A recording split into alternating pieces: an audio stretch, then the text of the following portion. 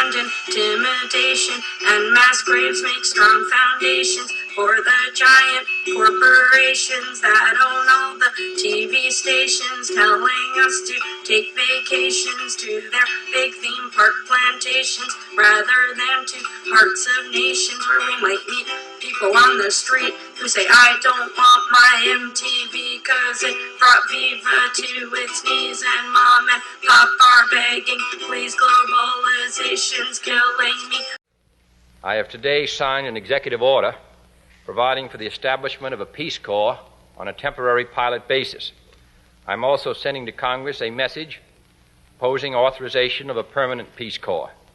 This Corps will be a pool of trained men and women sent overseas by the United States government or through private institutions and organizations to help foreign countries meet their urgent needs for skilled manpower.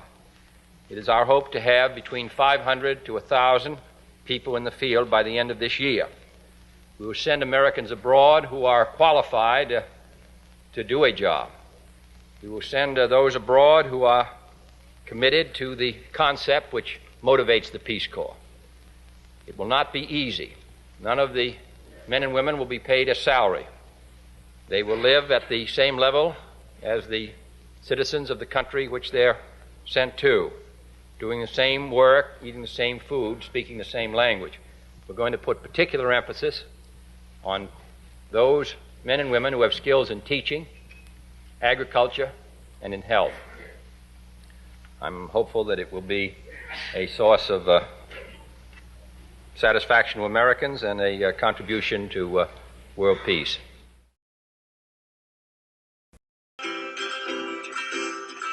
My heart is on my sleeve, my head is in the sand. I said, how did we end up here? You said happenstance, and I didn't understand.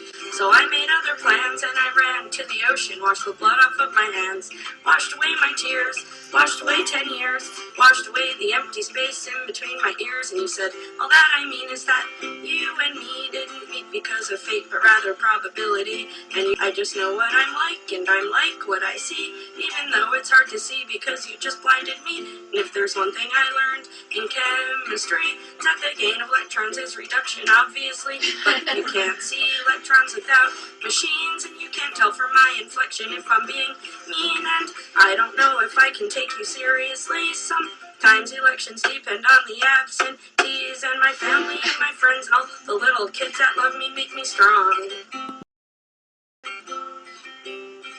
Someday I'll be an old lady with a big dress and an apron, a babushka and bare feet. I'll be out in my garden on my hands and knees, singing a song that is really sad and sweet.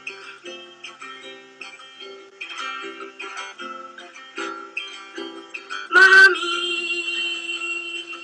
and Daddy, your baby is grown, and the smell of the cold, wet dirt reminds me of home.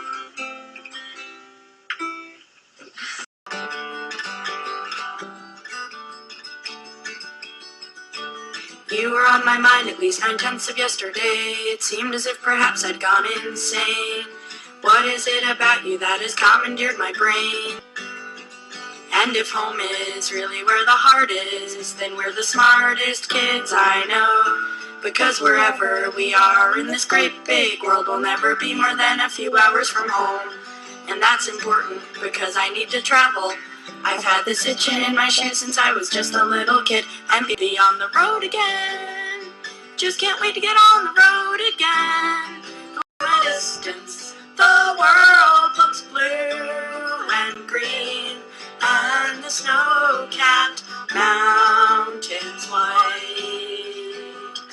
From a distance, the ocean meets the stream. And Peace Corps. Life is calling. How far will you go?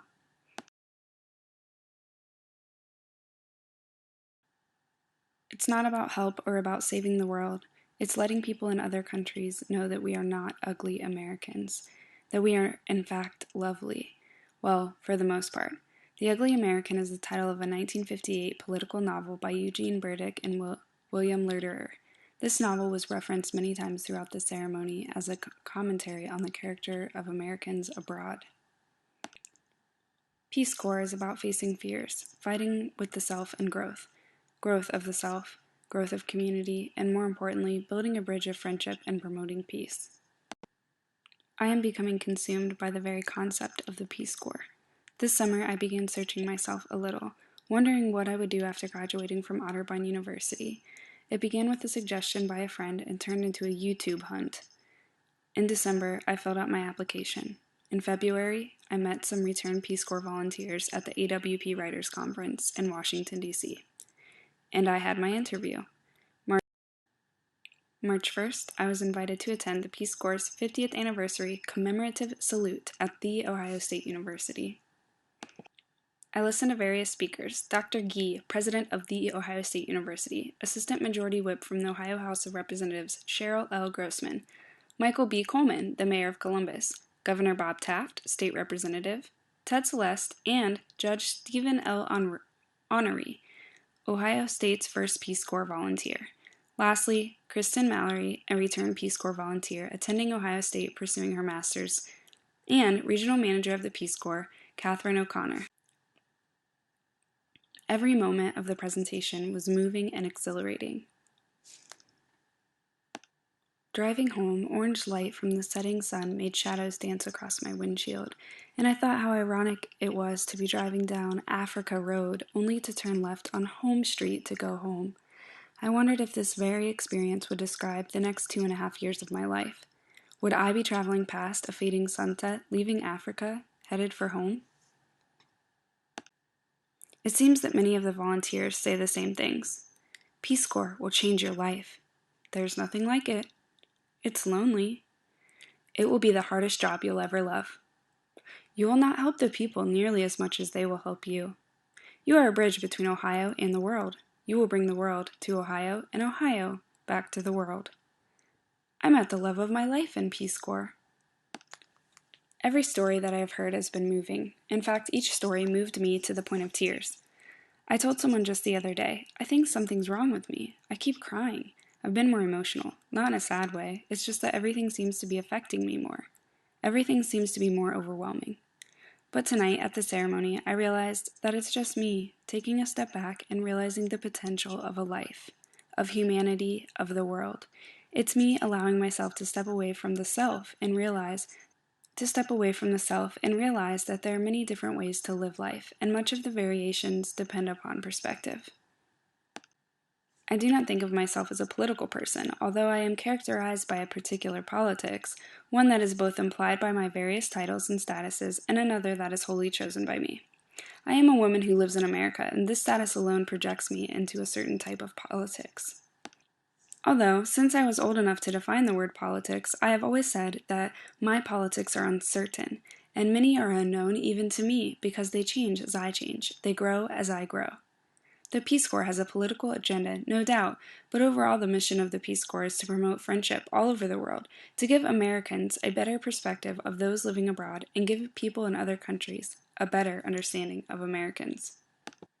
For now, my relationship with the Peace Corps is a test of patience and a waiting game. I, like many of the others I encountered at the event today, will wait and wait and wait. And as Jack, my recruiter, said, waiting for the invitation to join the Peace Corps is the greatest test of all.